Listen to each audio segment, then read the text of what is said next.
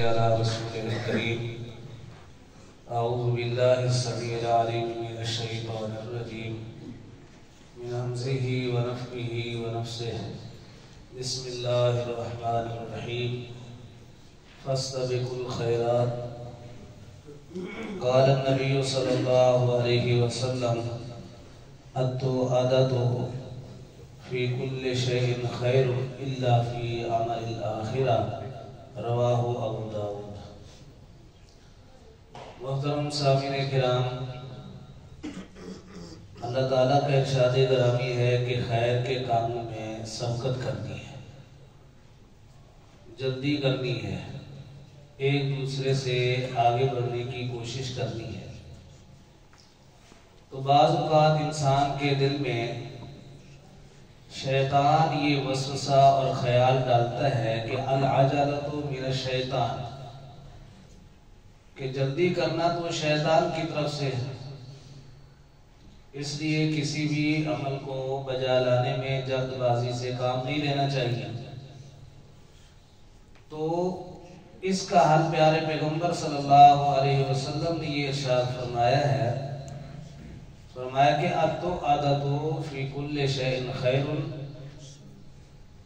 ہر کام کے اندر اطمینان سے اس کو کرنا، تسلی سے کرنا اور آہستگی سے کرنا، یہی بہتر ہے۔ لیکن فرمایا کہ الا فی عمل الآخرہ، جس کام اور عمل کا تعلق آپ کی آخرت کے ساتھ ہو، اس میں اطمینان یا آہستگی کا کوئی تعلق نہیں ہے۔ اس میں جس قدر بھی ممکن ہو آپ نے اس کو جلد از جلد سر انجام دینے کی کوشش کرنی ہے۔ سیدنا ابو بکر صدیق رضی اللہ تعالیٰ عنہ ایک دفعہ چند صحابہ کے سامنے یہ اظہار خیال فرماتے ہیں کہ یہ سونے کی ایک ڈلی ہے، میں چاہتا ہوں کہ اسے لوگوں میں بانٹ دوں۔ اتنی بات کی اور بیت الخلاء میں چلے گئے،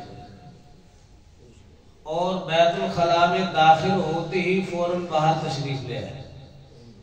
ساتھیوں نے پوچھا کہ وہاں کوئی سانپ اور بچھو آ گیا ہے؟ فرمایا کہ نہیں۔ کہنے لگے کہ پھر آپ گئے ہیں اس لیے سے کہ آپ کو وہاں جانے کی حاجت تھی، اور حاجت پوری کیے بغیر آپ فوراً واپس باہر نکل آئے ہیں، اس کی وجہ کیا ہے؟ تو فرمانے لگے کہ میں نے آپ کے سامنے ابھی اپنے ایک نیک ارادے کا اظہار کیا کہ یہ سونے کی ڈلی میں نے غریب لوگوں میں بانٹنی ہے، اور اسے بانٹے بغیر اس کے بانٹنے سے پہلے ہی بیت الخلاء میں چلا گیا۔ وہاں جا کر فوراً مجھے یہ خیال گزرا کہ یہاں تو شیاطین کا ڈیرا ہوتا ہے، اتنی دیر میں کہ جتنی دیر میں میں اپنی حاجت کو پورا کروں گا کہیں شیطان میرے اس نیکی والے ارادے کو بدل ہی نہ دے۔ تو میں فوراً باہر آ گیا کہ اپنے اس ارادے کی پہلے تکمیل کر لوں، اس کو عملی جامہ پہنا لوں، پھر اس کے بعد میں اپنی حاجت پوری کروں گا۔ یہی وجہ ہے میرے محترم سامعین کرام کہ صحابہ کرام رضوان اللہ علیہم اجمعین کا جو مزاج تھا وہ عملی زندگی کو اختیار کرنے والا تھا۔ صحیح بخاری میں اثر آتا ہے، عبداللہ بن عمر رضی اللہ تعالی عنہ عبد الرحمن بن ابی بکر رضی اللہ عنہ کی قبر کے پاس سے گزرنے لگے تو دیکھا کہ کسی نے ان کی قبر پر خیمہ لگایا ہوا ہے۔ اپنے غلام یا خادم سے فرمایا کہ انزع ہو، اسے اتار دو، اسے سائڈ پہ کر دو۔ تو کسی کہنے والے نے کہا کہ شاید اس خیمہ کو، سائبان کو اور اس چھت کو یہاں لگانے کا مقصد یہ ہے کہ اس قبر میں مدفون آدمی کو سایہ پہنچے، ٹھنڈک پہنچے۔ تو فرمانے لگے انما یذلہ عملہ، یہاں اس قبر کے اندر مدفون شخص کو اگر کوئی ٹھنڈک پہنچانے والی چیز ہے تو وہ اس کے اعمال ہیں، وہ اس کے اعمال ہیں۔ محترم مالک کے اندر یہ اثر آتا ہے کہ ایک صحابی نے دوسرے صحابی کو خط لکھا کہ آئیے عرض مقدس کو چلیں، تو انہوں نے ارشاد فرمایا کہ ٹھیک ہے، آپ کا کہنا سر آنکھوں پر ہے، ہم چلتے ہیں، इशारा था मक्का मुकर्रमा जाने का, लेकिन साथ में एक तंबीह फरमा दी, फरमाया कि इन्नल अर्ज़ ला तुक़द्दिसु अहदा, ये याद रखना कि जमीन किसी को मुकद्दस नहीं बनाती। अगर जमीन किसी को मुकद्दस बनाती होती तो अबू जहल ने जिंदगी कहाँ गुजारी है, तो वो मुकद्दस बन ना जाता। इन्नमा युक़द्दिसुल इंसान अमलुहु, इंसान को अगर कोई चीज मुकद्दस बनाने वाली है तो वो उसका ईमान है और उसके अमाल है। अस्सादतु लैसत फिल ज़मानी वला फिल मकान वलाकिन्नहा फिल ईमान, सआदत मंदी न किसी जमाने में है न मकान में है। ऐ इंसान, सआदत मंदी तो तेरे ईमान में है। सामनों का ईमानों का, तेरी कीमत अल्लाह के यहाँ तेरा ईमान है, तेरे ये नेक आमाल ही अल्लाह के यहाँ तेरी कीमत चुकाने वाले हैं, वरना इस वजूद इंसानी के अल्लाह के यहाँ कोई मुकद नहीं है। वो दो हदीसें आप ज़हन में रखें।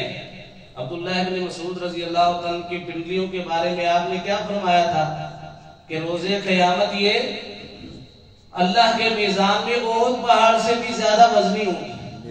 हालांकि हजरत अब्दुल्लाह इब्न मसूद रज़ी अल्लाह की पिंडलियां बारीक थी, उनके साथी देखकर उनसे मिजाह किया करते थे, मजाक उड़ाया करते थे। बावजूद बारीक पिंडलियां होने के भी अल्लाह के नबी ने क्या फरमाया कि ये ओहद पहाड़ से भी ज्यादा वजनी होगी। क्या माना? ये उनकी पिंडलियों का बज़ाहिर वजन नहीं है, ये उनके ईमान का वजन है, ये उनकी नेकी का वजन है।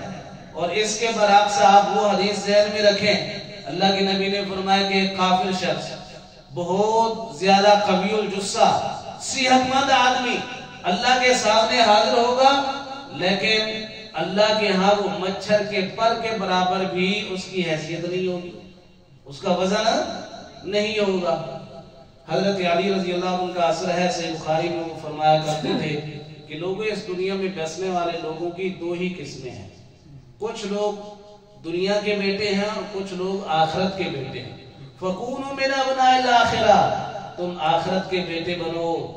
क्यों? फइन्नल यौमा अमलुन वला हिसाब, कि आज अमल की मोहलत मौजूद है, हिसाब किताब कोई नहीं। व इन्ना गदन हिसाबुन वला अमलुन, और रोजे क़यामत जो है वो सिर्फ हिसाब किताब होना है, अमल की मोहलत नहीं होगी, अमल की मोहलत नहीं होगी।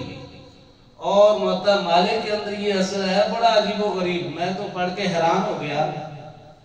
एक ताबी बयान करते हैं कि मैंने सहाबे किराम रिज़वानुल्लाहि अलैहिम अजमईन को पाया, एक तो वो कुनूते वितर में कुनूते नाज़िला पढ़ा करते थे, और दूसरा अमल मैंने सहाबा का ये नोट किया कि उनका इमाम और कारी जो है ना, सलातुल तरावी में सूरह बकरा मुकम्मल पढ़ देता।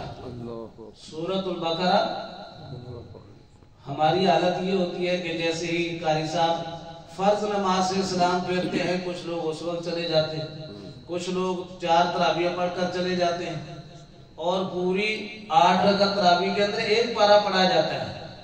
सहाबे किराम का जज्बा इबादत आप चेक करें, और वो फरमाते हैं कि अगर उनका इमाम और कारी सूरह बकरा को 12 रकात में पढ़ा देता तो लोग समझते हैं कि इमाम साहब ने बड़ी हल्की नमाज पढ़ा दी है, बड़ी हल्की नमाज पढ़ा दी है। और इकबाल रहमहुल्लाह भी, अल्लाह अकबर, वो लोग जिनको नमाजों की फिक्र नहीं, इबादत की फिक्र नहीं, उनके बारे में क्या कहते चले गए कि बिस्तर से उठकर मस्जिद तक न जा सके इकबाल, बिस्तर से उठकर मस्जिद तक न जा सके इकबाल, ख्वाहिश रखते हैं कब्र से उठकर जन्नत जाने। अल्लाह हमें नेक अमाल की तौफीक अता फरमाए। आमीन।